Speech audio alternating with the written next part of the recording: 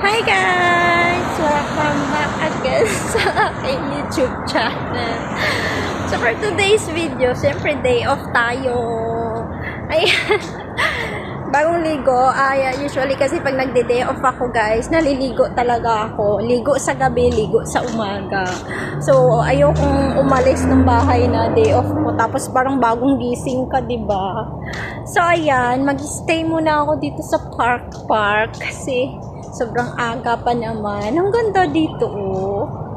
'Di ba? Kahit saan ka lang dito, guys, may may kalayaan ka. Oh. Kahit saan mo gustong pumunta, saan mo gustong umupo, madaming park. Madaming park. Lahat dito ng building may park sa ilalim. So ayan, sobrang lamig na lamig ako. Lamig na lamig ako ngayon, guys. Ano ba yung talsiklaway pa ako? Lamig na lamig ako ngayon. So, wala lang. Gusto ko lang isuot yung mga mumurahin kong damit pero pang mayaman, di ba? Ano lang to? 2020 lang to, no? O, magkano lang yun sa Pinas? Nasa ano din? Nasa 140, 150, di ba? Ito na pinakamura dito, yung mga $20, ganyan lang. So ayan, depende din naman yan sa nagsusuot. So, di ba? Tapos yung sapatos ko is only 150 lang sa Pinas pa. Hindi pa ako nakakabili dito ng sapatos. So, sobrang tipid ko talaga. Kasi every time na mag-day off tayo dito, ito lang yung problema dito sa Hong Kong. Pag hindi ka talaga, malaki nga yung sweldo, pero pag hindi ka marunong magtipid sa sarili mo, kasi every week may day off, di ba? So, gagastos ka talaga, guys. Pag hindi ka marunong magtipid sa sarili mo, ubos pa din yung pera mo. Amakin mo, $100 na yan, mauubos mo sa kada day off mo. Magkano na yan, di ba? Mag-1,000 na yan sa Pilipinas. So, magkano magagastos mo sa isang buwan? Tapos, wala pa dyan yung mga pagkain mo or may gusto kang bilhin, di ba? So, yan lang guys. So, i-share ko sa inyo ang haba-haba na ng kwento ko, no?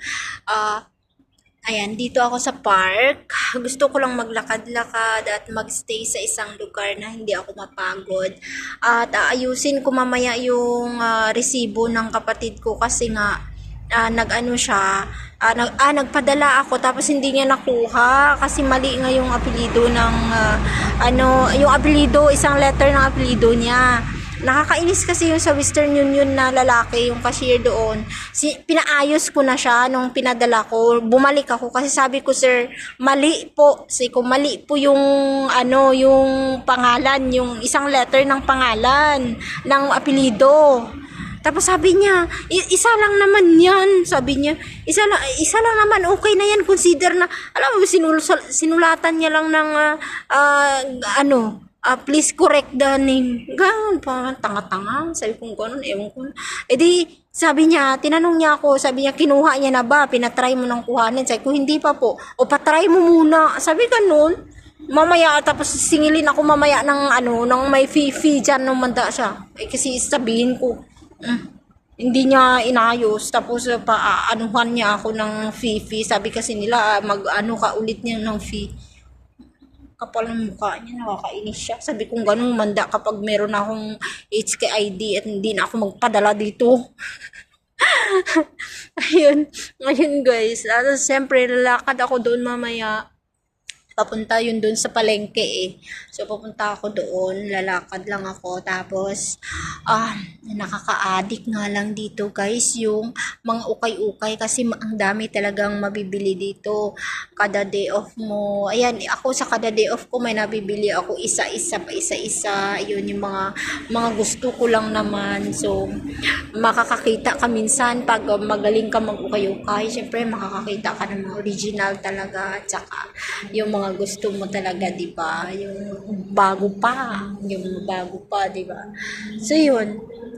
Tapos, isi-share ko lang guys, naawa talaga ako sa kasama ko kasi, alam mo yon yung pinapatulan niya kasi guys yung bata, tapos madaling uminit yung ulo niya, siguro dahil matanda na siya or ewan, parang ang hirap niya talaga intindihin. So, naawa lang talaga ako sa kanya guys, kaya yung isang video ko dyan na yung nag-comment kasi yung ate ko, yung isang video ko na galit pa ako sa kanya, yung nag-away talaga kami kasi bago pa lang nga, tapos nag-aaway kaming dalawa, edi syempre binidyo ko yun at in-upload ko dyan. So nag-comment yung ate ko na sabi, minessage ako, sabi niya, wag mo na i-post yung mga ganyan sis kasi baka mapanood niya yan, tapos mas malala pa yung away niyo. Pero sa akin naman kasi, lahat ng mga pinupost ko dito as in true, as in totoong nangyayari talaga, at wala akong kasinungalingan na pinagsasabi dito. Lahat ng ina-upload ko sa aking YouTube,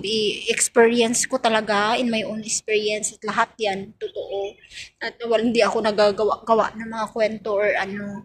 So yun, iniintindi ko na lang siya guys kasi matanda, as in 45 na kasi siya.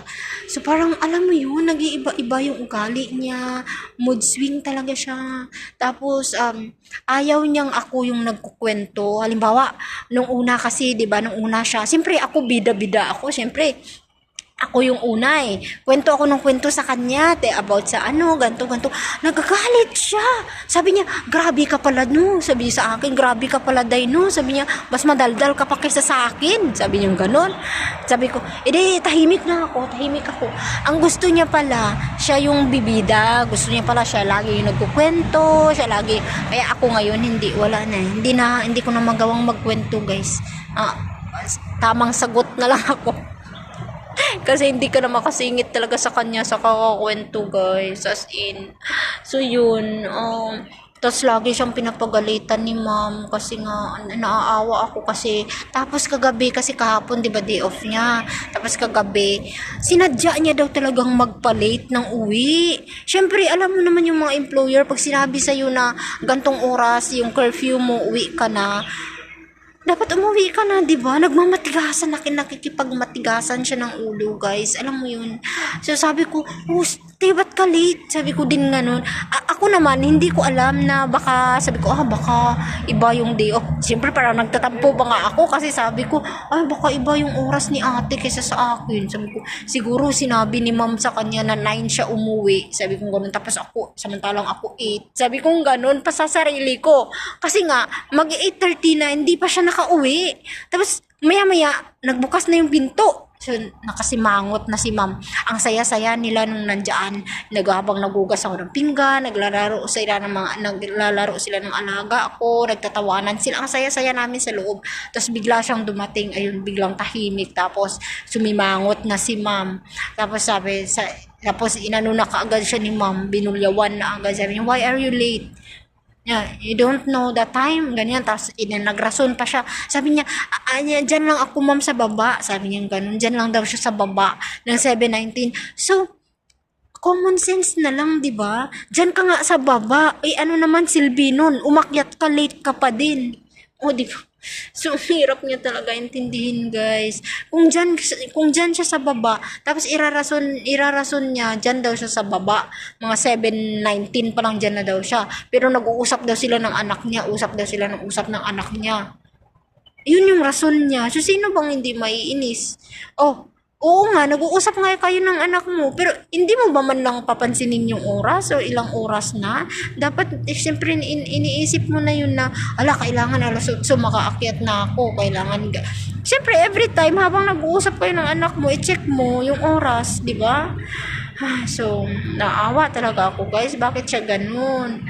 So, iniintindi ko na lang siya lagi. Lagi ko siyang pinapayuhan. Sabi ko, iba dito, Sabi ko, galing ka na dito, 4 years ka sa Hong Kong, hindi mo alam yung dito. Alam mo yun, wag magpakumbaba tayo, sabi kong ganun sa kanya. Kasi kahit anong mangyari, amo pa din natin sila, sabi kong ganun. Hindi tayo pwedeng makipagmataas sa kanila. Kasi kahit anong katulong pa din tayo. Sabi ko sa kanya. Kaya nga, sabi ko, kung ano-ano pang sinasabi niya guys. Tapos iniisip pa niya na baka sinisiraan ko daw siya kay ma'am. Yung kung ano-ano daw sinasabi ko kay ma'am. Kaya siya daw yung malain, yung siya daw nagiging masama. Sus, Diyos ko, God knows. God knows lahat. Wala akong sinisiraan kahit nung sa Kuwait pa ako. Kahit gusto ko masisira yung kasama kong umalis na Pinay. Kasi sa mga pinagagawa niya, never akong nagsabi kay ma'am kahit isa. Wala talaga akong sinabi kay ma'am about sa mga pinagagawa niyang mali sa loob ng bahay. Ng mga takaw-takaw niya sa loob ng bahay.